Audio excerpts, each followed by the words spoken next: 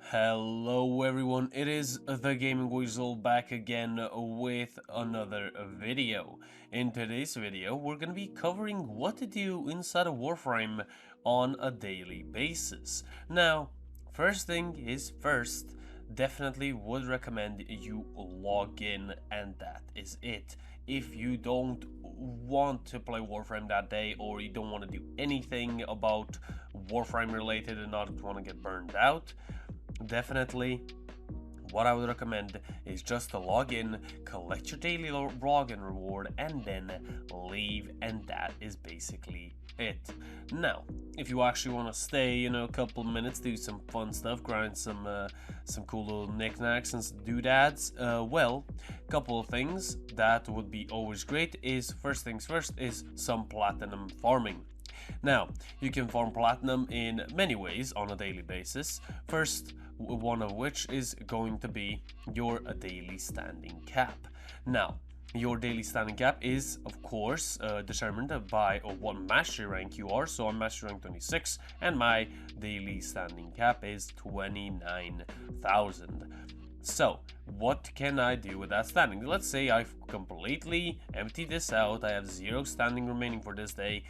What I can do with that? Well, I can buy some mods, some augment mods for Warframes, and if I have 2 very good and leveled up syndicates, I can buy 2 mods per day, and that's going to be 20 platinum off of those, because I usually sell my mods at around 10 platinum, but you can sell them for 12 or even 15 if you're lucky enough.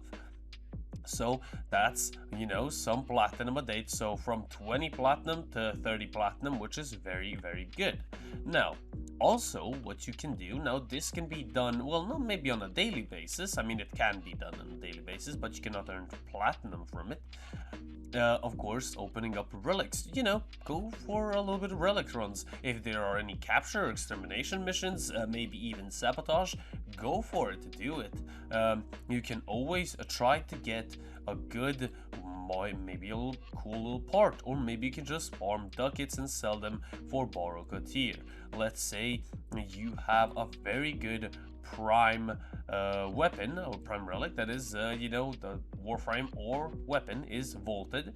Maybe you can make, let's say Gar Prime has been vaulted for, let's say, 2 years. I mean, even though it's not going to be 2 years, but let's say Angara Prime's price has been rising slowly, and it's around 100 platinum. Maybe you can sell her blueprint and try to get it that way. If not, at least you are getting ducats. So, when a Borokatir arrives every second Friday, you can sell, or I guess sort of recycle all of your prime items, and then get yourself some ducats and buy yourself some new weapons that you might need, and or some other players might need them as well. And of course, by leveling up new weapons, which you can also do on a daily basis, and Warframes, you're gonna increase your mastery rank. So getting up to mastery rank 30 will unlock you to give a whole little relay, a little boost, which is quite cool, I guess. But other than that, you have the bragging rights of saying you're mastery rank 30, or I guess legendary rank 1. So that is a couple of basic things. Farming up Endo is another cool little thing. If there is a good arbitration mission, let's say there's survival, and as you can see, Mesa, 300% strength, and Middle Cernos, 300% strength. Let's say there's a good arbitration, that's a good way of farming up some ducats. Of course, you can do some invasions as well, because these invasions will reward you with, for example, some parts. So this will reward you with the heatsink, and this will reward you with the Dare Vandal receiver. So getting up some new weapons to level up to increase your mastery rank. There you go. It all comes around. Of course, sorties are another thing. If they are fast sorties, I usually do them. So if it's rescue, survival, defense, mobile defense, I do it. If it has survival, defense, I rather not do it, because it takes a little bit more time, but it's much easier. Let's say if there's a rescue spy and then mobile defense, then let's say rescue, survival, and mobile defense. So you can also do those. Syndicate missions you don't really have to do. I don't really recommend them. If you want to get some primed relics that are already radiant, you can go Elite Sanctuary Onslaught. That's going to be pretty cool. But of course, on a weekly basis, Maru's Bazaar, going there and doing the weekly Ata and Hunt is always going to be great, because over time it will accumulate, and then you have a lot of endo. Of course, Nightwave is another thing. Do these missions, the daily ones, the weekly ones. It is always going to be pretty good, and of course you can get pretty cool prizes like Nora's Choice credits. Of course, credits are always good.